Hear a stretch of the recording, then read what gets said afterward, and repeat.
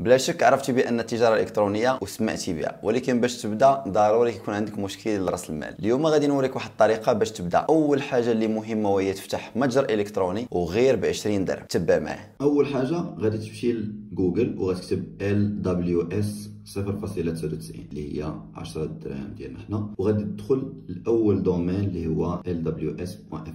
ملي غادي تدخل الدومين غادي تحاول تكتب فيه اي دومين بغيتي، وهو غادي يخرج لك هنايا لي دومين اللي بغيتي. حنا كنقلبوا على .com اللي كيساوي 0.99 اورو اللي هي 10 دراهم، وديك الساعه تكمل لانسكريبسيون كيما بغيتي. بقات لينا 10 دراهم الاخرى نكملوا 20 درهم. غادي نمشيو لشوبيفاي الا بغينا نحلوا متجر الكتروني، وغادي ناخذوا لا بروموسيون ديال 1 دولار اللي مازال فيها 3 موا. دير ساين اب وتدخل بالمتجر ديالك. وباش ما تكونش عندك غير طريقه واحده، دخل youcanshop.shop وغادي تدخل هنايا دير ايميل ديالك وتفتح المتجر ديالك. وباش تاخذ يعني المتجر ديالك كيطلبوا منك واحد 10 دراهم هي كماله ديال 20 درهم. مورا ما صوبتي المتجر الالكتروني ديالك ما بقى عندك حتى عذر، نوض خدم على راسك، دير العاقه وعندك تساني في الاخر. السلام عليكم.